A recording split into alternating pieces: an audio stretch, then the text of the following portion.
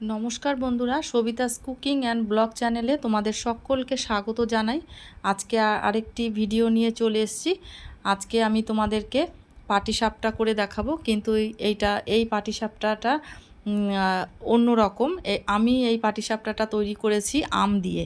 যেহেতু এখন আমের সিজন, এখনও আম পাওয়া যাচ্ছে, তাই আমি আম দিয়ে তৈরি করেছি। কিন্তু ভীষণ সুন্দর, টেস্টফুল হয়, লোভনীয়, যেমন দেখতে লোভনীয়, খেতেও অসাধারণ টেস্টফুল। তাহলে চলো দেখে নেওয়া যাক কিভাবে আমি এই রেসিপিটি তৈরি করি। প্রথমে যেহেতু আমি আমের পাটিসাপটা তৈরি করব, সেই কারণে প্রথমেই আম লাগবে। তাই আমি আমের দু সাইডকে কেটে নিয়ে ছোট ছোট টুকরো করে একটি চামচের সাহায্যে সমস্ত আমের টুকরোগুলোকে আমি বের করে নিলাম। এবার সমস্ত আমের টুকরোগুলোকে বের করে নেওয়ার পরে একটি মিক্সিং বোল নিয়ে নিয়েছি। তার মধ্যে এই কাপের পরিমাণে দিয়ে দিয়েছি 1 কাপ চালের গুঁড়ো, হাফ কাপ ময়দা, হাফ কাপের কম সুজি। আর যে চামচটা দেখছো, এই চামচের পরিমাণে আমি 3 চামচ গুঁড়ো দুধ দিয়ে দিয়েছি। আর স্বাদ অনুযায়ী দিয়ে দিয়েছি চিনি, স্বাদ অনুযায়ী লবণ। এবার সমস্ত উপকরণগুলোকে ভালো করে মিশিয়ে নেব।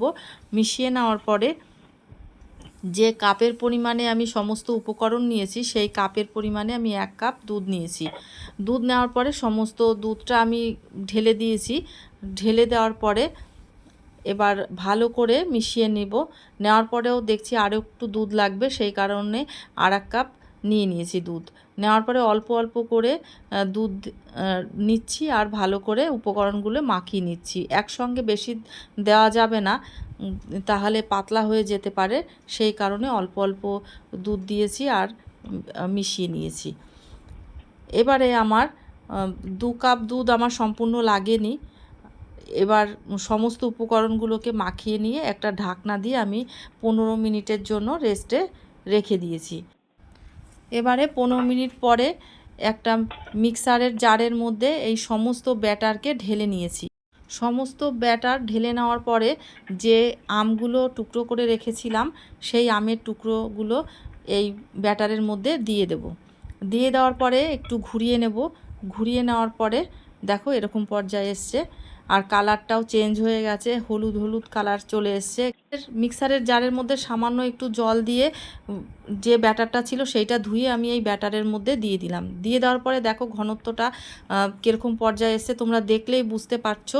আর এই চামচের পেছনে লাইন টানলে দেখো ব্যাটারটা মিশে যাচ্ছে না, একইভাবে লাইনটা রয়েছে। এবার একটা আমি চাটু বসিয়ে দিয়েছি, তার মধ্যে সামান্য পরিমাণে ঘি দিয়ে খুন্তি দিয়ে আমি ছড়িয়ে দিয়েছি।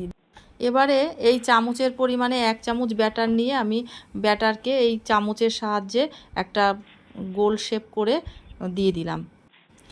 এবারে একটি ঢাকনা দিয়ে ঢেকে রাখবো 1 থেকে 2 মিনিটের জন্য। এবার 2 মিনিট পরে তোমাদেরকে দেখাচ্ছি পাটিসাপটাটা কীরকম হয়েছে, দেখো। এবারে এর মধ্যে পুরটা দিয়ে দেব। আর এই পুরটা আমি তোমাদেরকে এই ভিডিওতে দেখালাম না, এর আগে যে আমি সুজির পুর ভরা মিষ্টির রেসিপি তোমাদেরকে দেখিয়েছি, সেই ভিডিওটার মধ্যে কিভাবে আমি পুর রেডি করেছি সেটা দেখিয়েছি। তোমরা ওই ভিডিওটা দেখে নিও। আর এই ভিডিওতে যদি আবার পুরটা রেডি করা দেখাই, ভিডিওটা অনেক বড় হয়ে যাবে, সেই কারণে আর দেখালাম না। আবারও একই প্রসেসে একইভাবেই আমি 1 চামচ ব্যাটার নিয়ে এরকম ডিম্বাকৃতি করে ব্যাটারটা দেওয়ার পরে ঢেকে নেব। 1 থেকে 2 মিনিট পরে আমি ঢাকনা তুলে নিলাম। এবারে পুরটা দিয়ে দিলাম। পুরটা দেওয়ার পরে পাটিকে যেভাবে বটে নেওয়া হয় বা গুটিয়ে নেওয়া হয়, ঠিক সেই রকম প্রসেসে এইভাবে বটে নিতে হবে।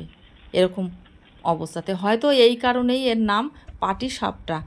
আর দেখো একটুও লেগে যাচ্ছে না, আর ইজিভাবে উঠে আসছে।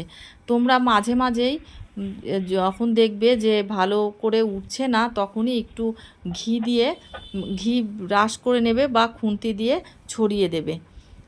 আর আমি একই প্রসেসেই এইভাবে সমস্ত পাটিসাপটাগুলো ভেজে নিচ্ছি। আর বন্ধুরা, যদি আমার এই ভিডিওটি ভালো লেগে থাকে, যদি তোমরা ইউটিউব থেকে দেখো, তাহলে আমার চ্যানেলটিকে সাবস্ক্রাইব করার জন্য অনুরোধ রইল। আর যদি ফেসবুক থেকে দেখো, আমার পেজটিকে ফলো করে দিও।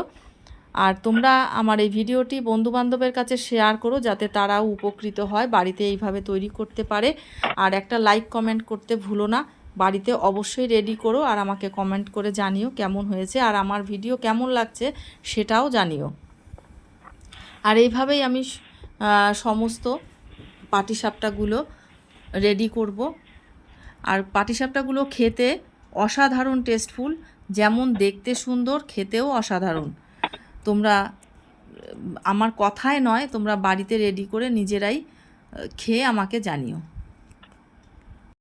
সমস্ত পাটিসাপটাগুলো আমার রেডি হয়ে গেছে। রেডি হওয়ার পরে দেখো কীরকম লাগছে।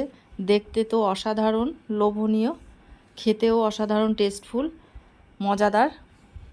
আর একটা পাটিসাপটা ভেঙে আমি তোমাদেরকে দেখাচ্ছি। আর ভীষণ নরম, তুলতুলে, মুখে দিলেই মিলিয়ে যাবে। আর এই পাটিসাপটাগুলো 2-3 দিন একইভাবে রেখে দিলে একটুও শক্ত হবে না, একই রকম নরম থাকবে। আর আমি একটা তোমাদেরকে দেখাচ্ছি ভেঙে, দেখো। আর তোমরা দেখেই বুঝতে পারছো পাটিসাপটাটা কেমন হয়েছে। তাহলে বন্ধুরা এ পর্যন্তই। নেক্সট ভিডিওতে আবার দেখা হবে। তোমরা খুব ভালো থেকো, সুস্থ থেকো।